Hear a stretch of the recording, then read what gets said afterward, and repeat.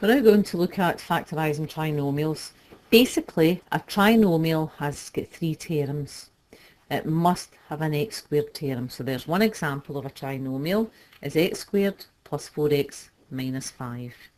Now there are rules to factorise a trinomial, and the rules are: to factorise a trinomial expression, we multiply the x squared number, and in this case it is a 1, so 1 that's there in front of that x squared term, by the number at the end, and we find all the factors of this product. So we've got 1 times minus 5 is minus 5, and we would look for all the factors of that number. Once we've got that, we split that into the pair of factors, which gives me the middle term, which gives me a 4. And then we go through a process to find what the two brackets are to factorise the expression. Now it's easier if you see an example, so we'll go through it and we'll work through some of them. First one I want to do is I want to factorise x squared plus 6x plus 5. So I take the number in front of x squared, which is a 1, and I multiply it by the number at the end, which is a 5. Now, once I've done that, I get a wee t-shaped table, and my factors are plus 5. Now, 5 is a prime number, so there is only one pair of factors. There's 1 and 5. But we've got to consider that's not the only two numbers there that multiply to give me plus 5. I could have minus 1 and minus 5. So when we have a product of plus, a positive product, then we will have one pair of factors where both are positive, but we'll also have a pair of factors where both of them are negative. Now only one pair of these factors will work, so we'll look to see which pair, 1 and 5, or minus 1 and minus 5, make 6. So 1 plus 5 is positive 6, so it's really that set there. Now just to check, if we had minus 1 and minus 5, that would be minus 6. That doesn't work, it's not the same. So what I do then is I take that 6x and I split it into 1x and 5x. So once we do that, I end up with x squared plus 6x plus 5. X squared stays the same, and this 6x is split into 1x plus 5x, which were the factors from up here. 5 remains the same, it stays there. Now the next part is going back to your common factor. So I split the expression down the middle, and I look for the highest common factor of x squared and 1x, and that is x. So I end up with x bracket x plus 1. I then take out a common factor from the second half of the list, which is plus 5. And when I factorise that expression, I get plus 5 bracket x plus 1. Basically now I've got the answer. So all I have to do now is I have to rearrange it. And the first bracket comes from the number in front of each bracket, which is x plus 5. And the second bracket is the repeated one that's there. And basically I have now factorised that expression. Now I'm going to piece it all together in a second. So if I look at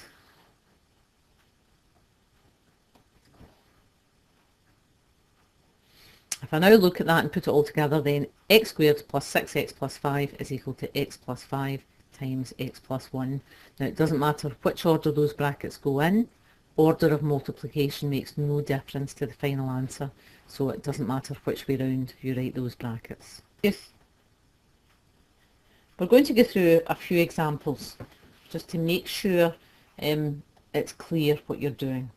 Right, so x squared plus 8x plus 15, remember that is 1x squared, so we multiply the 1 by plus 15, and we want to find the factors of that product, which is plus 15. Now be logical and be organised when you're looking for factors, so we start off with 1 times what gives us 15, and it's 1 times 15. Does 2 divide into 15? No. Does 3 divide into 15? Yes it does. 3 times 5 is 15. Then we check, does 4 divide into 15? No. Does 5 divide into 15? Yes.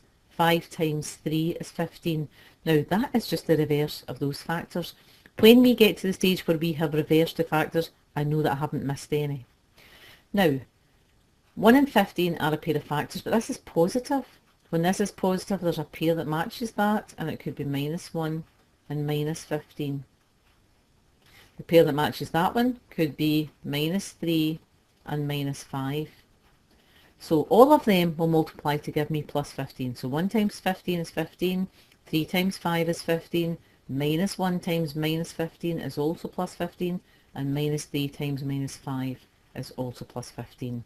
Now what we want to do is we want to look at those factors. There's 4 pairs there, and we want to see which ones combine, which ones add to give me 8. So 1 and 15 makes 16, -1 and -15 makes -16, 3 and 5 makes 8, so it's got to be that pair of factors there. So I now take the 3 and the 5 and I split it, so that x squared stays as it is, and I split this 8x into 3x's plus 5x's, and the plus 15 just is written down at the end. So both of those expressions are exactly the same. The only difference is I've split that 8x into 3x plus 5x. Now once I get to that stage, I split the expression down the middle and I take out a common factor from each half of the list. So highest common factor of x squared plus 3x is x. So x times x gives me x squared, and x times 3 gives me 3x. I then do the same for this list here. Highest common factor is plus 5. We must put a sign in here.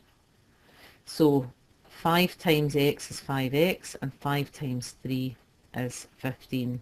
Now both of these brackets should be exactly the same. If they're not, you've made a mistake and you go back and you check. Now we combine them. We make our first bracket the x plus 5, and the repeated bracket becomes the second one of my answer. So therefore x squared plus 8x plus 15, when it's fully factorised, is x plus 5 times x plus 3.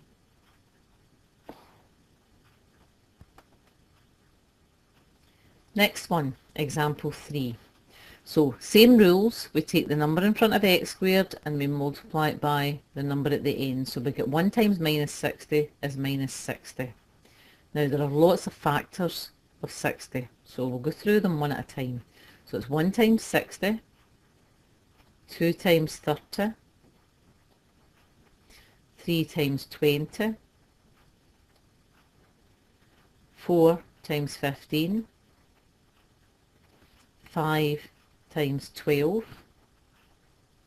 6 times 10, 7 does not divide into 60, 8 does not divide into 60, 9 does not divide into 60, 10 divides into 60, so we would have 10 and 6. But we've repeated this set of factors, so I know that I have not missed any. I have got all of them written down. Now, we want -60, so if we multiply two numbers together and it gives us a negative, one number must be negative and one must be positive. So I could have -1 times 60, -2 times 30, -3 times 20, -4 times 15, -5 times 12, and -6 times 10. However, with each one there, the minus sign could be with the other factors. So I could have 1 and -60. I could have 2 and -30. I could have 3 and -20. I could have 4 and -15. I could have 5 and -12. Or finally, I could have 6 and -10. So we're looking for a pair of factors that give me -4. So I will go through them all. -1 plus 60 is 59. 1 minus 60 is -59. 2 minus 2 plus 30 is 28. 2 minus 30 is -28. And if we go through all of those pairs of factors, we're looking for the one that gives us -4, and the one that is going to give me -4 is going to be 6 and -10. So I now take that pair of factors and I split the middle term. So the 1x squared just stays as x squared, and that -4x now becomes plus 6x minus 10x, and the -60 stays exactly as it is. I'll split the list right down the middle into 2 equal halves.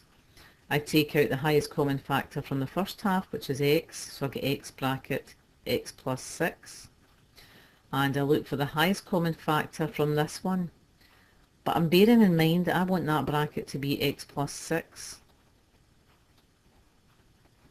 So, highest common factor has got to be minus 10. Now check, minus 10 times x is minus 10x, minus 10 times 6 is minus 60.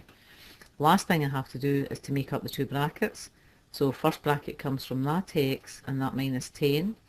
So I get x minus 10, and the second bracket comes from the repeated one in the line above, which is x plus 6.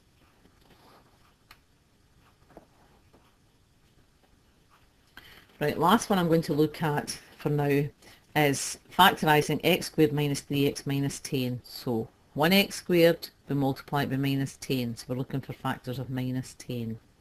So we'll just look at 10 just now. So factors of 10 are 1 and 10, 2 and 5. 3 does not divide into 10, 4 does not divide into 10, but 5 does. It would be 5 and 2. I've got those factors round the other way, so I know that I've got every pair of factor that are there. Now I want a negative, so one of the numbers has got to be negative and one has got to be positive. So the pair that goes with that one could be 1 and minus 10, and the pair that matches with that one could be 2 and minus 5. So which pair out of those 4 is going to give me minus 3? That gives me 9, that gives me minus 9, that gives me plus 3, and this pair here right at the end are the ones that give me minus 3. So that's the pair of factors that I'm going to use. So now if we split the middle term into a pair of factors, we have x squared plus 2x minus 5x minus 10. Split your list down the middle. Take out your highest common factor from the first half, which is x. So it's x bracket x plus 2. And bear in mind I want this bracket to be x plus 2. So common factor that's got to come out from there, it's got to be minus 5. Check it. Minus 5 times x is minus 5x. Minus 5 times 2 is minus 10. Now make up the two brackets. One from x minus 5 and the other comes from x plus 2. So now I have fully factorised x squared minus 3x plus 10. Now I will go on in another video and I'll do ones where we have 3x squared or 4x squared or 5x squared.